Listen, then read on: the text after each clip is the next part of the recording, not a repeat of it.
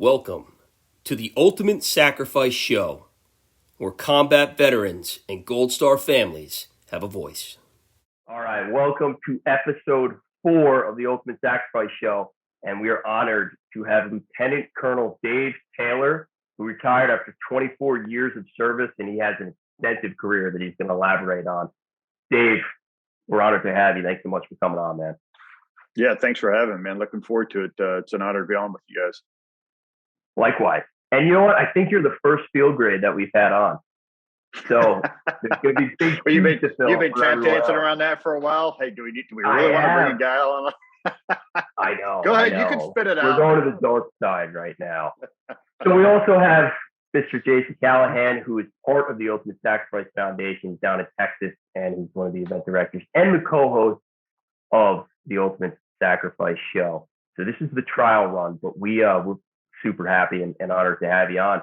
I'm going to let the floor be yours, and I'll lead you in with, who you are, what led you or compelled you to join the military, and we'll take it from there. Yeah, thanks. Thanks again, Mike and JC. Looking forward to it. So, Dave Taylor retired in 2017. So my current life, I like to talk about my current life because that is my current life these days. I CEO and co-own a leadership company out of DC called LDR Leadership. Really excited because I was able to kind of take lessons and do something after Army life that I really, truly enjoy and love, which we'll probably get into later on. I joined the Army in 1992. So if you ask my parents, my mother would say probably from the time I was 11, I always wanted to join the Army. I was that kid that was running around in the woods with a fake M16 BB gun, shooting. I will neither confirm or deny if I ever shot any of my neighbors' houses. I cannot deny that I shot my own house plenty of times. I think if you actually went back to my old house that I grew up, you could see these BB gun pot marks in the stove. So we had a wood stove with like this aluminum pipe. And there's little pot marks out there. Maybe I've shot out a screen door or two once or twice as well. Yeah. Guilty on all accounts, but I was just like anyone else. I grew up watching Full Metal Jacket, Platoon, Hamburger Hill. I mean, you name it. I mean, those were huge influences for me growing up. And I was also a big product of the Be All You Can Be Army campaign. I mean, the pamphlets and it was all out, and that was me. I wanted to be a Ranger is what I wanted to be for the entire time I was a kid. And in '92. After high school, I enlisted. I wanted to go active duty, but my mother would not sign you had to be a waiver because I wasn't old enough yet. She's like, I'm not going to sign it. She goes, I'll make a deal with you. You can join the Guard and the Reserve, go to school, and then you can do whatever you want after college. So I enlisted originally as a military policeman. Little known secret that I'm divulging right now because most people do not know that. Not little known anymore. We got you now, Dave. It's not known, little known at all. I'm done. So Fort McClellan, Alabama, of the troops for the troops. And that was my first unit was, I think it was the 400th MP Battalion out of Fort Meade, Maryland, which coincidentally is I retired out of Fort Meade, Maryland later on. I thought that was pretty interesting how that occurred. And then I went to West Virginia University, and I was about to go. I transferred into an infantry guard unit in Pennsylvania. Now, this is funny because I said I was watching Platoon, right, and all these war movies growing up. And the first time we did this 11 Bravo, from 95 Bravo to 11 Bravo, and we had this field training exercise, and it was cold. It was in Western Pennsylvania, was the guard unit, and we were going out for the weekend. And, guys are like, packing stuff up. Do you need a bigger sleeping bag? And of course I'm like, I don't need a sleeping bag. I've been watching movies. Like, I just need my poncho. I'm imagining like Charlie Sheen hanging out in the woods, with the poncho that he comes over. Man, I woke up freezing my ass off one night because it was freezing. I didn't have a sleeping bag. So I got into like my mop gear. I put my little rubber boots on. Rolled up I rolled myself up like a tamale. Like I just wrapped myself up in the poncho, praying for daylight. It was the stupidest thing I've ever done. Trying to be hard versus, it's that fine line between hard and stupid. I was definitely stupid on that side. And then I was in college. I was going to go to OCS. And I was working out at the gym, and a guy retired Colonel Doug Floor was there. He was one of the instructors, saw me because I had a short haircut, convinced me to stay another year, and I commissioned out of West Virginia University. And, that's how I ended up. But it's something I always wanted to do. It was always something that was always wanted to serve a higher purpose than myself. My uncle, James Randall Taylor, he was killed in Vietnam. He died on my mom's birthday. Was barely, I think, if I recall, he didn't turn 19 yet. He was turning 19, so he was 18 years old. So I always just felt a drive for whatever reason, just a drive to serve the country in something larger than myself. That's incredible. That's just a great thing. Did you grow up in West Virginia too, or? No, I grew up outside Annapolis, Maryland, so right next to the Naval Academy. Yes, exactly. Well, I mean, look, I had no desire. I'd walk around downtown Annapolis and, everybody's wearing white. So the idea of wearing all white and being on a boat for a long period of time or a ship was never very exciting. I sometimes think I grew up in the wrong state, right? There was a truck in my driveway. I went to West Virginia University.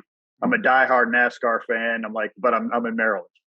Like but I didn't have a choice. Like I didn't have a choice where I was growing up. But I do love the state of Maryland. But most people equate me to West Virginia University because my affinity for that and Mountaineer football. Nice. How are they doing this year? Easy. Okay.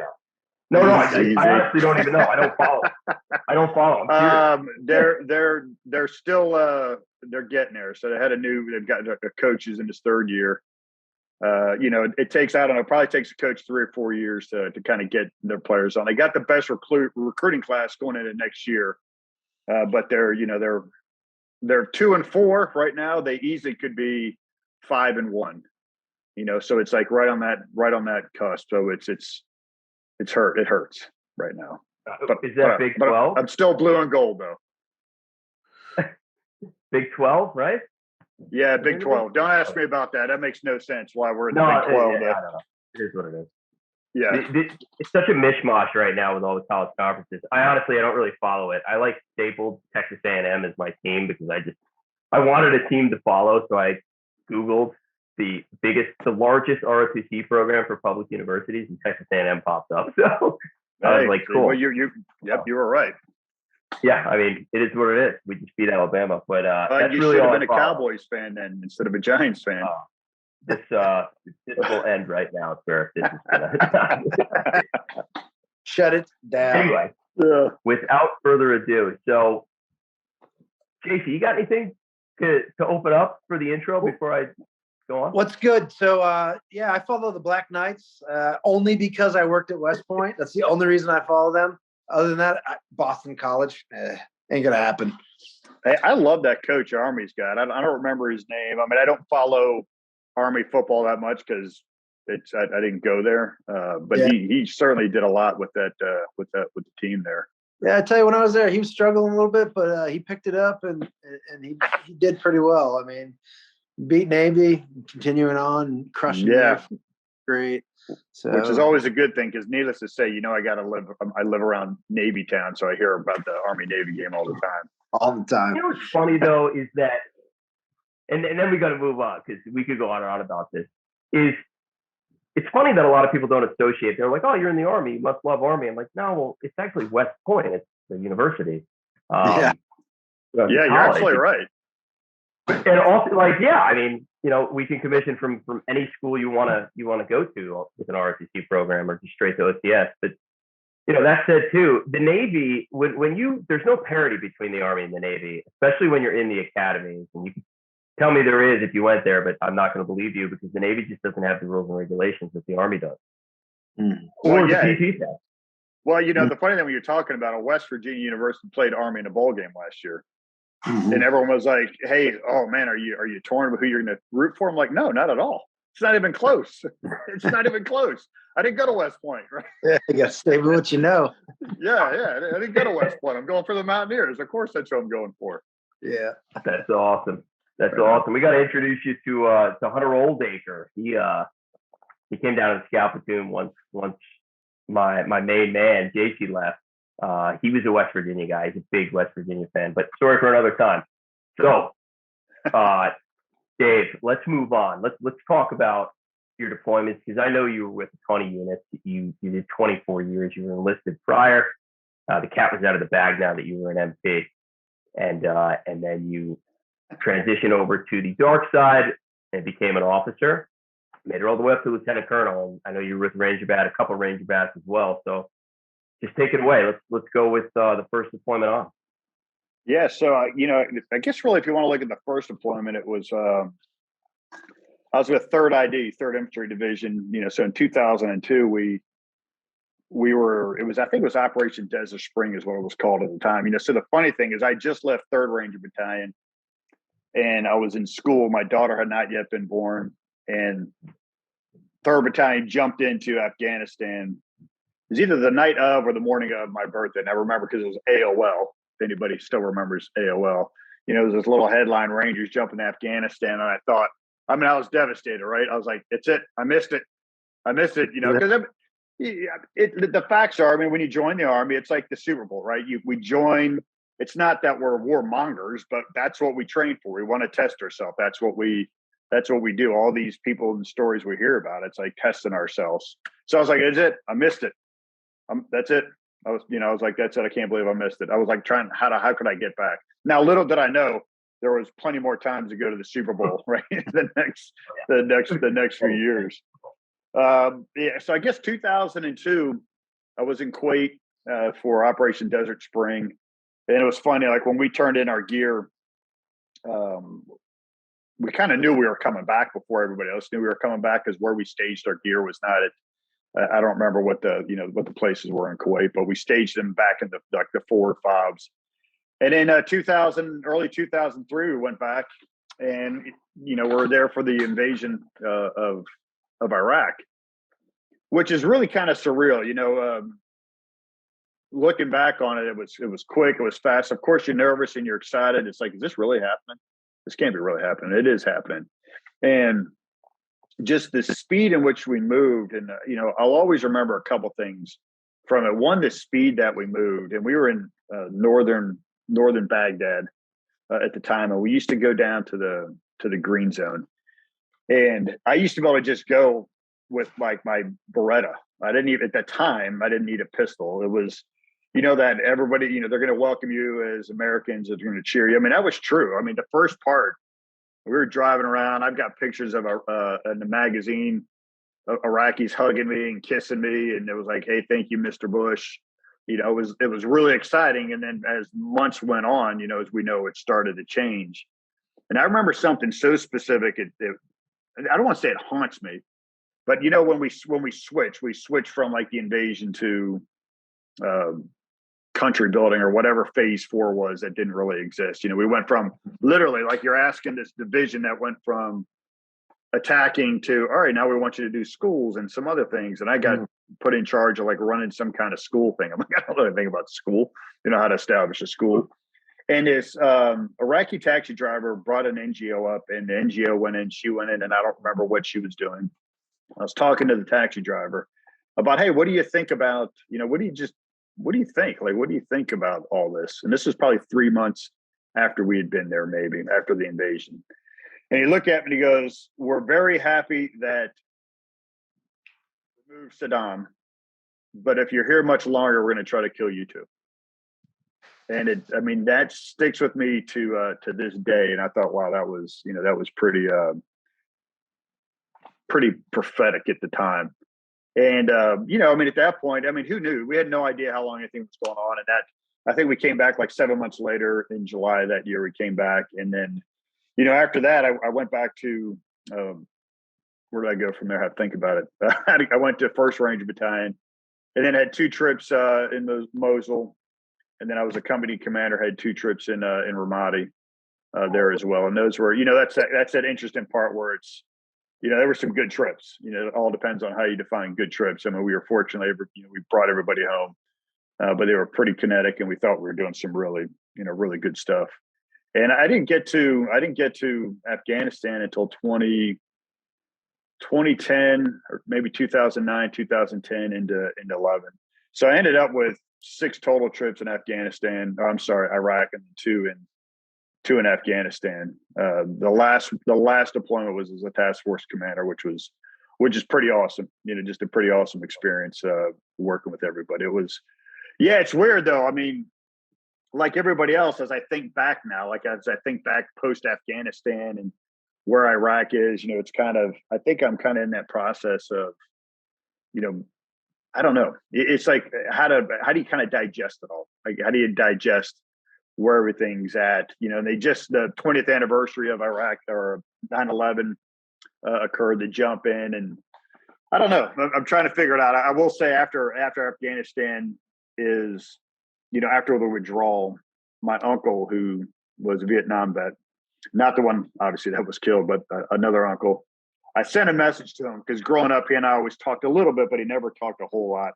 I think this is like important for anybody who struggles with understanding it. I sent a message to my aunt. I'm like, hey, tell Uncle Rennie, now I get it. And his response to me was pretty amazing. His response was, now that you get it, don't let it get you. And I thought that was pretty powerful. Kind of like, yeah, you're absolutely right. You're absolutely right. Wow. That is unbelievable. Yeah. I know that I don't want to go off on, 2 hours talking about the drawdown in Afghanistan.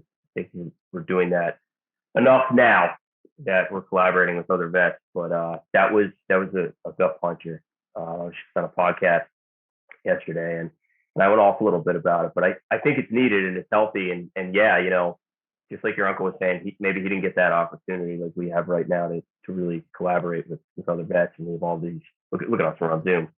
We have all these technologically savvy things in today's day and age, but also like it is important because the world hasn't seen anything like Iraq and Afghanistan.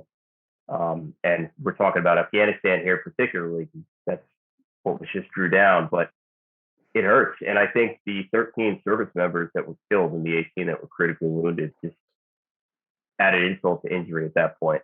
And I know for me personally, and then we'll move on, I was up for 4 or 5 days and I haven't been hit that hard since I came home from my first deployment.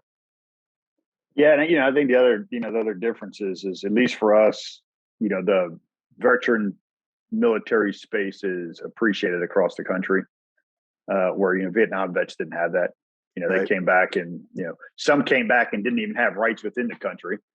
So I'm talking early on. You think about being a minority serving in Vietnam, fighting for the Vietnamese, only to come home and not have their own rights you're fighting for in another country. And then just coming home in general and not being appreciated at all, no matter who you were. At least for us, I think, I say at least is there's the appreciation.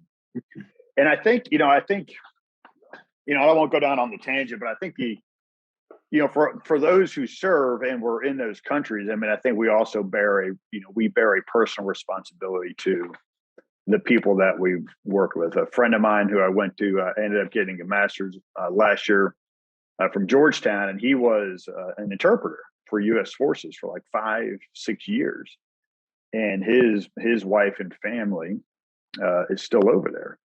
And I think for us, it's personal because it's almost like, hey, we made a commitment to a better life, and then it's like we just kind of, it's kind of like this personal, like, hey, that's not what we want to represent now. I mean, the whole discussion of should we stayed, should we have left, how we left, all that. I mean, I think that's just a broader, we just need to do better, I think, as a country in terms of what is our strategy and communicating this strategy to the American population versus it becoming a ping pong ball for whatever party is in office versus, hey, here's a national strategy, why something important, why something is not important, and what we're doing about it. And I think that's also a lot of struggle for it. It was almost like, hey, we're just ripping the Band-Aid off and we're going to be done with it. And, what are the long-term effects? I don't know. I think we'll probably see that, down the line one form or fashion. Yeah, that's a really good point. Go ahead, Dave. Yeah, no, Dave, that's a great point because, when you look back on it, and I try to do some reflecting, through the past years of how people in this country try to understand what's going on over there, and they really don't get it. But then something like the exit strategy and how it all went down. Then you get basic civilians, and I call them basic civilians because they have a basic understanding. They want to criminalize and they want to put down all the things that we've done and all the great things we've done that nobody knows about. And I think that's the killer for me is we've done great things over there for great people and for really good reasons. But nobody knows about that. They look at what the news shows them and they say, oh, we messed it up again.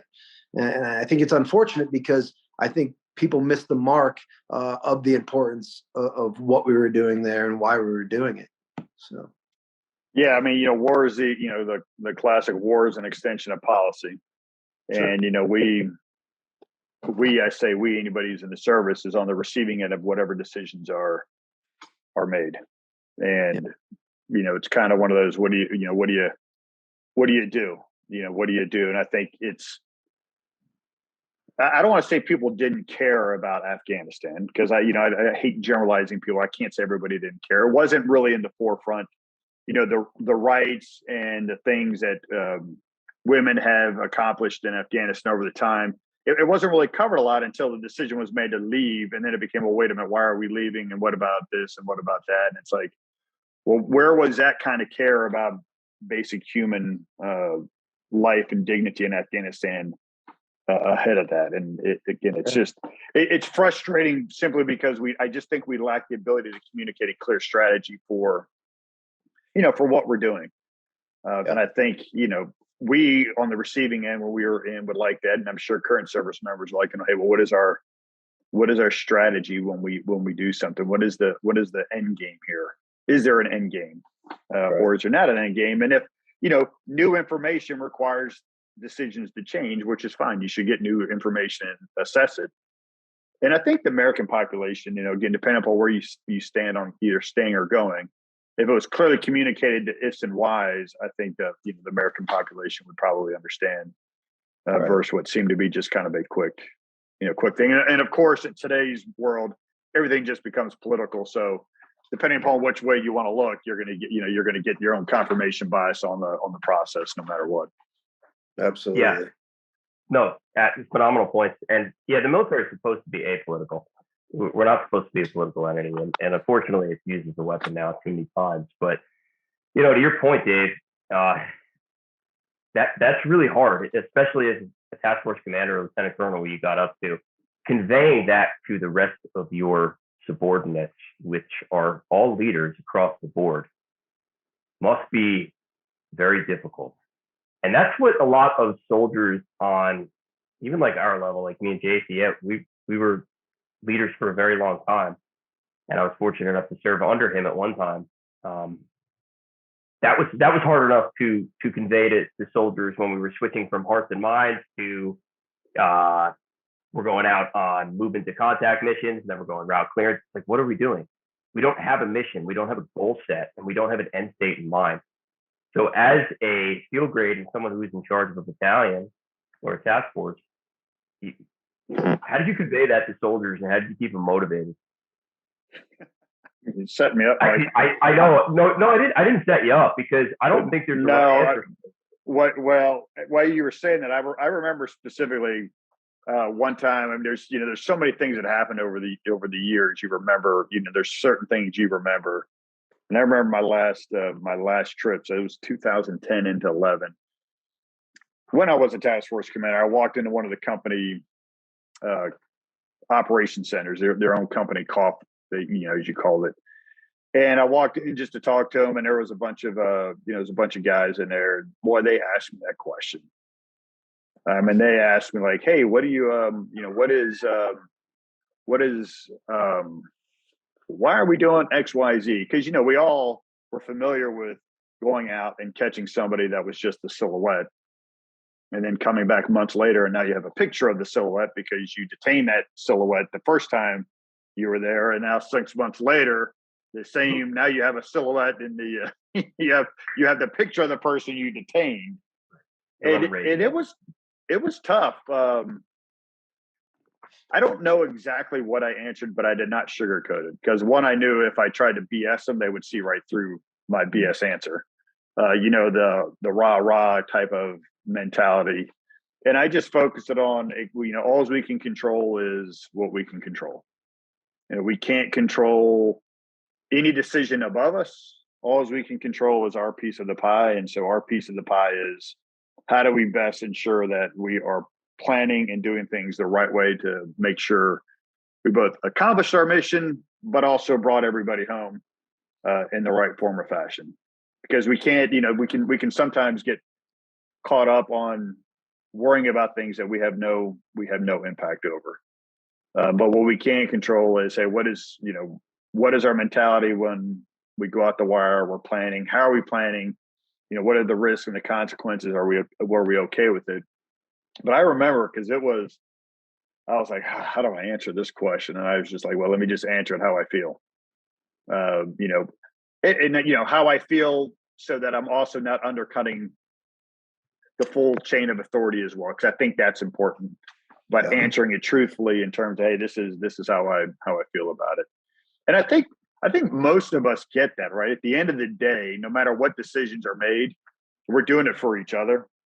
We're doing it for each other, and that's I think that's probably got a Vietnam vet I was talking to this past week when I was at work, and he was telling me the same thing, because he knew my background from the introduction, and he's like, hey, we didn't do it for anything else other than our brothers. And I think at the end of the day, that's probably right for all of us, is we join for a certain reason and we get over. And at the end of the day, it's how do we just take care of each other and do the best we can in that frame. It wasn't easy. Okay. That was a tough question to ask me. I was like, oh man, because I was frustrated at that point in time, because I could see, right. You could see everybody from you could see Pakistan kind of being this safe harbor, and I would equate it to, like, if you have ants in the wall behind me, like I could set ant traps up in my house all day long, but the ants are still going to come unless I can go over. So I was starting at that point in time, even like, man, how does this end if we don't ever address that? And again, at that point, that's layers above my pay grade. Well, exactly, it is, and that's the thing. Is it's not really your decision at the end of the day. You follow the orders of the superior officers pointed above you, unless you're unlawful, obviously, and maybe they don't even know at that point. But I think I'm doing it more as a healing thing. Like, did I do the right thing? Like, and Jason too. Like, did we tell our soldiers the right thing? Were we doing the right thing? How do we convey this to soldiers? So I just wanted to really know that on a more of a personal level. More so than anything, but you spoke like a true leader right there, and you're 100% correct. Well, Mike, is interesting. I try to stay off like Facebook debates, because you just can't win, right? Because one, you can't have any disagreeing opinion, and you don't understand context words or so on and so forth. And I had this bothered me. I had one of my guys. I respect the heck out of him. I think he respects me. But he had said something. I'd commented on something, and he had said something that I could tell was bothering him when I was the company commander. And so then I took it off. I took it offline to talk with him specifically on a separate message, and then we chatted. And it was interesting, because I wanted to say, hey, what is bothering you? Let me, at least from my perspective at the time, address what bothers you. Because there's plenty of things that bother me in the Army that I'm never going to get an answer from anybody. But I knew what was bothering him was directly related to something, because I was on the same mission. And, I was more concerned about, hey, if this is bothering you, man, just let me know. I'm happy to answer any question you have about why decisions or things might have happened during that time frame. It's interesting, right? Because it's, these things can bother us over a period of time. It was like, well, if I can provide some sense of understanding, it may not be the answer, but if I can provide some sense, but it bothered me. Like, I didn't sleep that night. The next day I was thinking about it. I'm like, oh man, because I love these guys. So it was like, all right, what is bothering, what did I do to bother that it's still bothering you 15 years later, or can I answer a question, or just, confirm or deny what you're thinking, which he was right. Everything he felt, I was like, yeah, you're absolutely right for feeling that way. Yeah. No, that's true leadership right there, though. And that's also what needs to be conveyed a lot more. And this is a lieutenant colonel speaking, retired lieutenant colonel. And he's telling you the same thing that we've been saying for a long time too. Like a lot of the times you're under a guise when you're in the military of your rank. And when once you get to know people, it's a little different. You get a little more of a brotherhood, but you're still under a guise of the rank, and you don't want to show that. Not really weakness, but you really don't want to show that type of emotion. And the guys really don't understand how much you do have love for them, or how much you do care.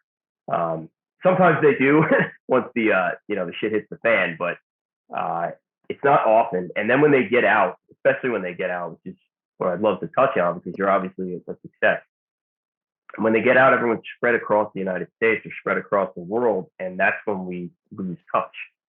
And it's very hard to regain that, and they don't ever regain a purpose. And that's the hardest part now is like, what's our purpose? People need to find that. I pray to God that we can make the Ultimate Sacrifice Foundation an extension of what everyone's purpose, can be, or maybe they'll find it. But until then, when you transition out of the military, how was that transition, and how did you become successful or find a purpose? Because you're doing what you love now, which is phenomenal. You're getting stimulation. How did you find that? What path did you take? Yeah, so it wasn't easy. So 2011, after my last deployment, I ended up getting divorced, which was, for me, it was a surprise at the time. Looking back, it shouldn't have been, right? But we get in that mindset. So from like 2002 to 2011, I mean, I had deployed every time during that year, or I was on some kind of rotation. So prep cycle, right? You deploy, you come back, you're training, you're home, but you're not home. So it was kind of a big eye opener for me. So her name is Susan. I call her Susan, not my ex-wife, because her name is Susan. And now I consider her a friend. It took a while to get there, but that had more to do with me than really her. And it was interesting. It happened, and this might be a longer story, but I think this gets into finding, the purpose. So it was almost like when that happened, in a strange way, it was almost like she did me a huge favor, because it forced me to probably look at myself in ways I was not going to look at myself. Right. So the first thing, the moment it happened, I was like, okay, I am not going to be like my dad. So my biological father, I don't have any relationship with. So I was like, all right, I am not going to be like him, meaning I'm not going to leave my kids. So I have two kids, a son who's now 18 and a daughter who's going to turn 20 in a month. It blows my mind that I even say that, because I'm way too young to have kids that old. You know what I mean? And it really started. There's a path. So, and I'll get to why this is important behind me, this mountain behind me. So in 2014, I was focused on my kids' work. I was still trying to salvage what I thought the marriage was not meant to be. And in 2014, I went on my first. Really think about this. This is crazy. My first solo trip ever. I went to Zion National Park. So at the age of, make me do public math. This is 2014. So that's, I was 42, I guess. No, wait a minute. Is that right? Yeah. 42, I guess, at the time. I don't know. I was born in 72, 2014. What is that? Is that 42? I mean, I don't know. So, it's probably easy to subtract 7 from now. Yeah. 42. There we go. That was horrible. So clearly I'm not doing anything involving math. We let you go there. There's that math coming in. Yeah. 1, 2, 3, 4. We were playing it off like, all right. Yeah. Let me use my calculator here real quick. And I was at Zion National Park. I realized this is like the first trip I went by myself. I mean, I was like, wow, this is living. Like, it was just the mountains and nature just opened it up. And it was tough. I mean, after divorce, like, Uncle Tito was my buddy.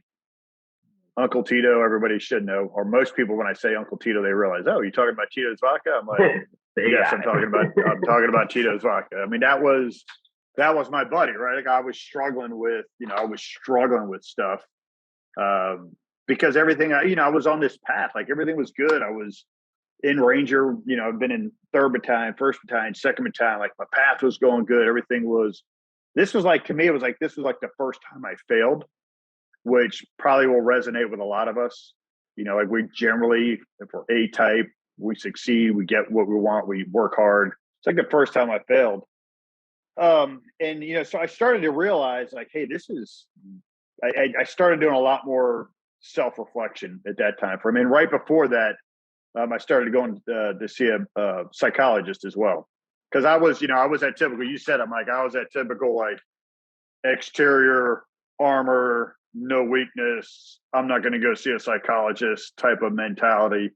You know, Susan and I went once, like 2008, and I was like paid cash, right? There's got to be no trace. I know how stupid, right? There's going to be no trace, right? There's going to be no trace that I ever wanted. You know? I get it.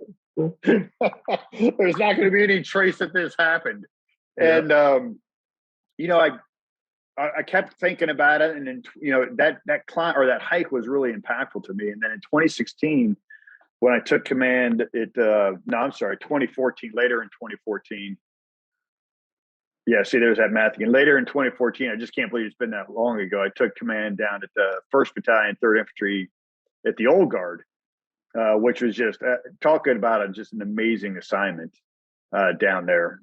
I started to realize, like, I had these values, but I was like struggling with where they were, like how they fit. Like my leadership, I think, changed a little bit. As when I was a battalion commander, that was like really the first time of like, how do I can really make all those things that I liked or didn't like, I can now really do as a battalion commander, because I had a great regimental commander. And, you know, so the funny part is I'm getting to that transition part, Mike. It's just important to kind of see the backstory of. I love it. This is you. 2016, I was in command. I was on orders for the National Defense University, or the War College in Washington, D.C. Like, it got exactly what I wanted. And outside of going to national parks, the draw to climbing mountains was always there. Like, I just wanted to summit a mountain. And I went out, changed command on a Friday, summited Mount Shasta, California, the following Wednesday, which that is what this mountain is behind me. That's why it is there, because it's truly impactful. And it was during that trip I made a decision to retire. Nice. And it was fascinating, because I'm sitting there, right? I remember eating breakfast and these massive pancakes. I mean, they were monstrous. And I'm texting my kids about, hey, you know, it's better to try something versus never trying and not knowing. You know, it's better to try and fail than to always wonder what if. And it's funny, as I'm looking, you know, so I'm sitting there and I can see the mountain, and I'm like scared to death of the mountain. So when I say that, what do you think I'm scared about specifically about the mountain that's in front of me? What do you think I'm most afraid of? Well, I mean, you, it's probably something different. Someone else, it would be to climb it. What fear do you think I had, though? Height? Fear of failing. Yes. Fear of failing. There you go. Yeah. Fear of failing. So I'm looking at the mountain, right? I'm not worried about rockfall. I'm not worried about avalanches. I'm not worried about crevasses. I'm not worried about being cold. I'm worried about, holy crap, what if I don't make it? And I've got to come back and tell people I couldn't make it. Like, I didn't climb. I mean, it terrified me to the point that at about 10,000 feet, I was having a headache. And I didn't know it. Step one's admitting you have a problem. I blame the Army for my caffeine addiction. Okay. So Red Bulls and then Rippets. Like, that's what it is. And I was drinking a lot of energy. What's that? The sniper way. Deny, counter accuse. I tell you what, and I had a headache, and I didn't know if it was altitude or was it caffeine. Like, I didn't know what it was. And I didn't want to say anything because I was afraid if I said anything, the guides would make me go back down. Yeah. So here I am balancing, like, do I have altitude sickness or do I have a caffeine headache? Do I say anything? So finally at 11,000 feet, I said something. I was like, because I always remember my daughter, like every time I go climb, my daughter, always in the back of my head, she's like, make smart decisions, right? It's always there. Every time I climb this year, every time I go out, in my back of my mind, it's my daughter saying, make smart decisions. And I finally said something, and as chances would have it, there was a guy on our team that did high altitude studying. It's like, well, I've got some naproxen. Would you like some? I was like, sure, I'll try some. And 30 minutes, the headache was gone. But it shows you like how willing I was not to admit, like maybe there's something wrong. Like maybe there's just something wrong, and I didn't want to admit it. And I got up. It was funny. I got up. We were like right around probably 12,000 feet, and I started bawling. I just started crying. And because the crazy part is when I was driving, when the kids and I were driving, like at the time Susan and I got separated, it was along that drive. Susan was not with us, but I remember seeing the mountain, didn't realize what it was. And yet when I got there, I realized what the mountain was. And it was like odd that like 5 years later, I'm now climbing this mountain that I saw when my life was changing. I was like, it was just really impactful. And I came back and, I was wondering like, hey, am I telling my kids to do things that I'm not willing to do, right? Am I staying in the Army right now because it's safe for me? I weighed that. I weighed the fact that I didn't want to leave my kids, so I wasn't going to be able to stay in the DC area. So I came back and, the hardest decision was deciding to retire. The second hardest was like telling my bosses and everybody like, hey, I'm going to retire. But in true officer fashion, I came back and I did like my own MDMP on my decision. My boss was like, Dave, is this an emotional decision? I'm like, no, sir. Like I did the pros, the cons, the facts, assumptions. I laid it all out. And I was like, at the end of the day, like I want to be around for my kids. Like that's, no matter what I achieve in the Army will not be as satisfying as being around for my kids. And so as I do this, as I'm starting to go through, and I went through two nonprofits. I went through the Station Foundation and the Commit Foundation. And through that, I got connected with an executive coach called Bridget Ruiz. And it was funny. We were talking about what I wanted to do. And I used to tell people, like, I just want to climb mountains and go to NASCAR races. Like, that's what I want to do. Does a job exist like that? And she led me to, she sent me a list of values. She's like, well, what are your values? And I look at this list and I'm like, oh, well, I mean, all 71 of these are my values. Like, how am I supposed to choose? And I spent like a day looking at it, and I finally like listed my 5 values, which was family, happiness, adventure, helping others, leadership, and friendship. I kept it like that. Again, 3 to 5. I was using the 3 to 5 analogy, span of control if I have any more than 5. And what I realized is that was the first time like I knew what my values were. Not the leadership values, not the Ranger Creed, not what anybody told us, but like, this is what is important to me. And when I transitioned, I used that as a guide to find what job I wanted to do. So if I looked for a job and I knew it was going to sacrifice family happiness, it was immediately off the table. And I got connected with a guy, JD Dolan, through a mutual friend, Anne Marie Craig, who ran Commit Foundation. She's like, hey, you guys ought to have lunch. I'm like, what the hell are we having lunch for? And she told me, and JD and I talked, and our values aligned, the company values aligned, and I've been with them ever since. And to me, so was the transition easy? No, it was. The first year was like, hey, I'm out of the Army. This is great. The second year, I probably struggled a lot. And I did a paper, my capstone paper for my graduate school was specifically about bridging the gap. I'm like, there is a gap, and what is the gap? And what I realized is there's a big psychological gap from leaving the military to getting into civilian life. We get indoctrinated to join. Like when we join the Army, let's be honest, we get indoctrinated. I mean, that's what it is. Basic training is designed to break us down. Doesn't give us enough time for our minds to process what's happening. But it's all good, right? That's what the military needs. That's the training and the lethality of soldiers now is incredible, or the military in general, not just gearing it towards the Army. But there's no de-indoctrination program when we leave. So when you leave, it's what I realized is that there's a big psychological gap. And the second year was hard. I kind of struggled with it, right? I mean, before you walk in, it's like your name, rank, and all your badges and everything is you're wearing it all. So immediately, like, people are going to respect you for just what you're wearing. Mhm. You kind of have, there's an identity. Well, now when you leave, I mean, you're just Mike, JC, and Dave. I mean, that's Yeah. who we are. And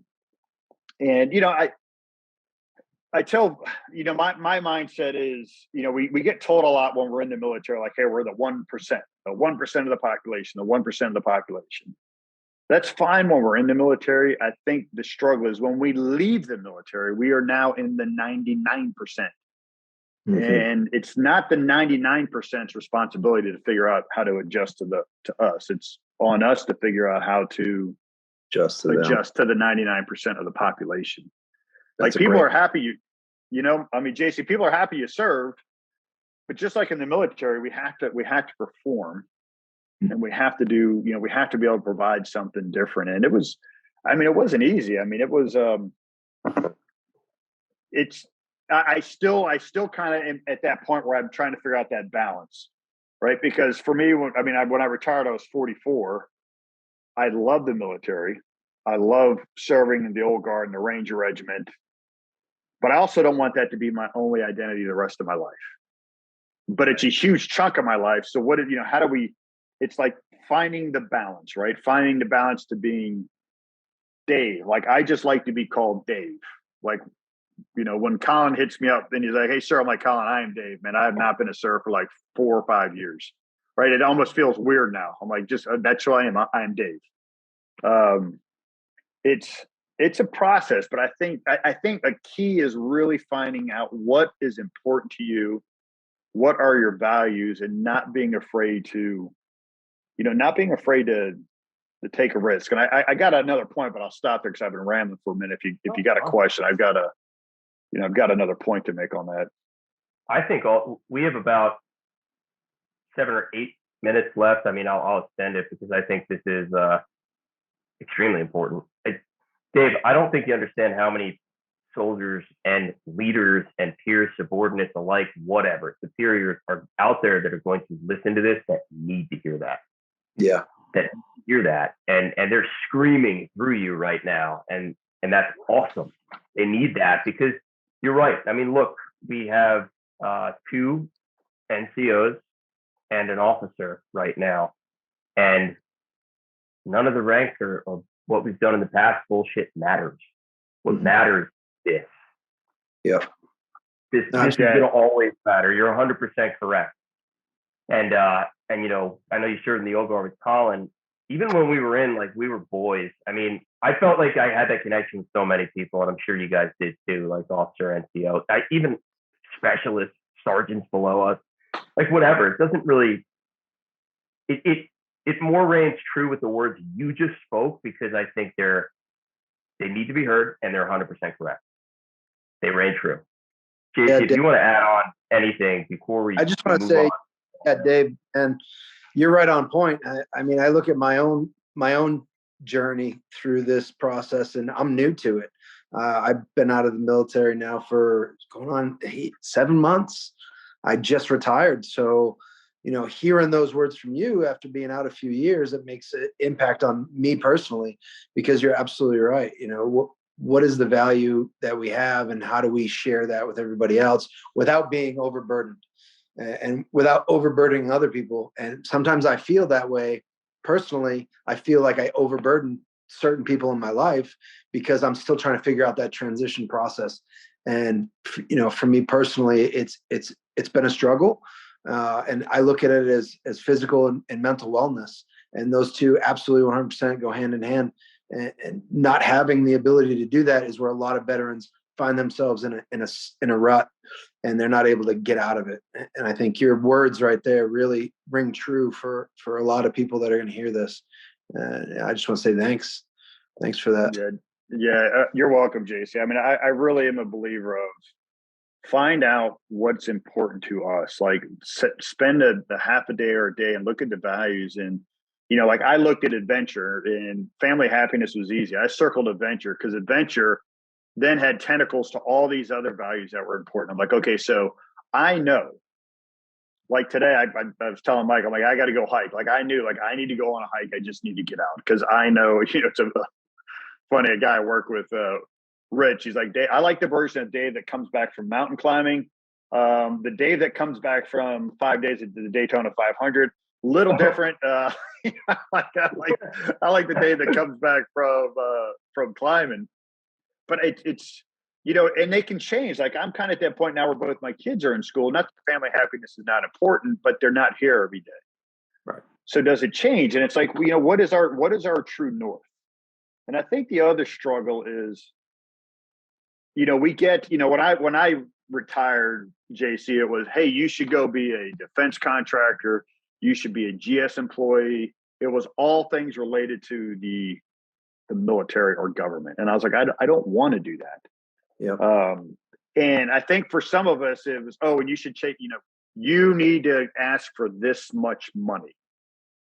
And I will tell you, when I left, now again, I completely understand. Like when you retire, you have a little bit of a buffer there. Mm-hmm. When I left, I mean, the job I took at the time, I mean, I'm in the same company. I mean, I was making less than half of what I made on active duty. And some people can't stomach that. And my bosses were all 12 to 13 years younger than me. Mm-hmm. And for me, it was like, well, I'm in a whole new different business. Sometimes it's like, we got to like deflate our ego a little bit, right? And be willing to step either laterally or maybe down, right? Like, so JC, if let's say I'm a CEO in the business world. I've never been in the military. You or Mike, right? I'm the CEO and I just decide I want to join the Army. Would you put me in charge of even a fire team? Yeah. Not a chance. No. But we expect that, right? Sometimes we expect that move, and it's different, right? Their business world and other things is it. I can't speak because I'm not in the government contracting space, but I imagine most people in the government contracting space are very similar. Mm-hmm. Whereas you go in the corporate world, I mean, it's a difference, and I think sometimes it's okay, like. If you can be comfortable financially, but you find something you just really love doing, that's what is more fulfilling to you. Like to me, it was like, I want to go to my daughter's lacrosse game and I want to go to my son's baseball and hockey games. Like to me, that's what I want to do because we sacrifice so much. Our families get so little of us when we serve that, when we have the opportunity, we need to do it. And I still go see a therapist every 2 weeks. And this probably surprises some people. I don't even talk about the military anymore. Like that doesn't even come up in my conversation. It's like just general life stuff. Right. I mean, we think about it. We pay for a nutritionist. We go to the gym. We get a trainer. We go to the doctor. We do all these things. And the mind is the hardest thing. Like it just gets in our way so bad. And sometimes it's just nice having somebody to help us through these processes of understanding how the mind works that maybe we don't, because the structure and the armor that we carry in the military is very real. If I say I need to go see somebody, oh, you're weak. I'm like, no, you're actually really strong. Like I wish I would have done it from the time I joined the Army, because I would have probably been a better leader, because I would have been much more self-aware about myself that I am now than I was 5, 10, 15, 20 years ago. But it can be done. It can be done. It's just, it's a process, and it's like, don't beat yourself up. I mean, I would say it was probably 3 or 4 years. Like I said, the first year was just kind of like this honeymoon, right? Like you're out. Then the second year, you're like, okay, well, who am I? Like, who am I now? And then going back to school, Mike, you said you went and got your MBA. Like to me, going back to school was probably one of the most impactful things I did, because I really got to see just a different side of life and understand the corporate world, right? Like, I mean, the first few times I get out, I send an email to like a client, and it'd be like 4 days or 5 days before I got a response. I'm like, what in the hell? Why are they not responding? Because, you send an email in our world, like you would get it like the next day, especially if you're like the boss. If someone's going to email you now, it's like, I may not hear for like 4 or 5, 6 days. Now I'm just as bad. Right. Like I'll reply to it when I get to it type of thing. But it's a cultural shift, right? It's not right or wrong. It's just different. It's just getting used to the fact that like, hey, somebody's not a shitbag because they didn't do it the way we did it in the military. It's just different, right? It's a different world that we live in now. And it's just trying to get used to that world that is interesting. But Mike, you said something earlier, so I could talk forever. No. The great thing is I talked to a buddy yesterday. He and I, we were in Ranger Regiment together. We were in the invasion. He called yesterday because I'd posted something on LinkedIn about a guy I work with and how we randomly met and realized we deployed together. And he's like, I'm just not good enough at keeping up. And I'm like, I'm not either. I said, but the best thing about the military brotherhood is like, it does not matter how long it's been since we've talked to each other. The moment we get on the phone and we start talking, it's right back. Like that brotherhood always just sticks and it remains. Like that shared experience we all had is just so powerful. That is, I definitely realized, so when I did this survey as part of it, like that was one thing that was clearly identified, right? It is hard to make friendships the way we make them in the military because of the shared experience. And there's probably, there's a couple outside of the military that now are, I say my true civilian friends. I'm a civilian, but like that had no tie to me in the military that I would consider the same way, which is I don't have to talk to them for a while, but we would have that same thing. But it takes a while, right? It's just a different aspect. No, 100%. 100%. You're correct, Dave. And it's also hard to, there's no parity between civilian life and military life. And the past 2 decades, America's been sheltered from all of this. It's hard. It's very hard. How do you rationalize that? We can't. So I think it's brilliant that you're going and speaking with a therapist every 2 weeks. I speak with mine quarterly now, just because it's the VA. But you're right. I don't even talk about the Army anymore. We just talk about, current events or whatever we think is funny for the day. And it kind of just is what it is. Yeah, it is. And, and I would say with that is, I would tell people like go and it's like dating, right? Like go talk to a couple and find who's like comfortable with who whoever it is. If you want to see like I went through a couple where it's like I just went there and I like diarrheaed at the mouth for like an hour, and then that was it. And then I just left, and like I would leave like more pissed off. I'm like, wait a minute, this is not how this is supposed to work. Yeah. And then I found one within the soft world, and then the one now. She's an out of network provider, but man, particularly like even the last 2 years, the impact she's had on me, both with my relationship with my kids, my transition and how I, came about realizing some of my own internal faults with, reestablishing a relationship with Susan impacts, that whole thing going forward. And that's, a good therapist will say, I didn't do anything for you. I just guided you. Mhm. Or like, I just guided you, and you got to feel comfortable with them. And, you got to feel comfortable with them in that respect, and then you got to be willing to talk, you got to be willing to be vulnerable, right? And let the cat out of the bag per se. Yeah. You're 100% correct. On both accords with yourself personally, and I think eventually, this is one of the reasons we started the show is, I think America needs to start knowing the truth. I don't know if we're ever going to change the culture, but, if we change one person on the civilian side, say, all right, I get it now. That's okay for now. And it's really for all of you and for me too. And me and Jason were talking about this, like it's therapeutic to do this shit. I don't get to talk to vets. There's no parity between me and my friends. They never know. They weren't running fucking insurgent missions in valleys and cool guy shit like both of you as well. Like it is what it is. And it is funny, man. You may like say this. no war story ever, Mike, and you get, we all get together and it's like immediately it's just like blah, And what's great too is like sometimes people embellish shit, and I get it, but like everyone I service is watching this. The whole freaking world's watching this. I can promise you none of this shit's a lie. because they'll call us right out on it. And I think it's very important. And it's also like crazy that all of it is true. Mm-hmm. This is what we've dealt with for the past Yep. 2 decades. Iraq was no different, just different context, different terrain, so on and so forth, a different enemy, so to speak, full terrorist organization. But it's just not in the forefront right now because Iraq was kind of slowed down and shut down prior to.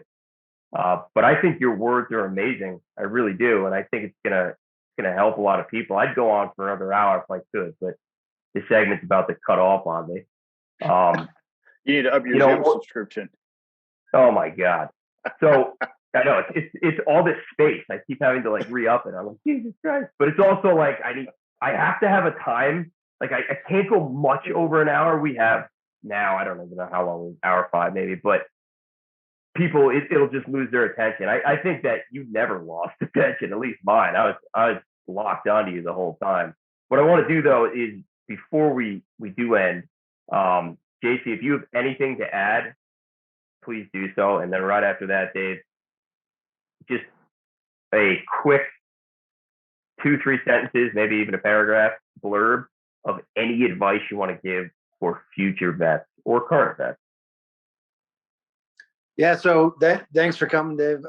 I'll get this out of the way now. I really appreciate your candidness of coming on here and speaking with us about your experiences in the military and outside of the military and how you have adapted to that and overcome some obstacles. It takes a lot of strength, and kudos to you for that. And it's gonna, your words here are gonna help other people.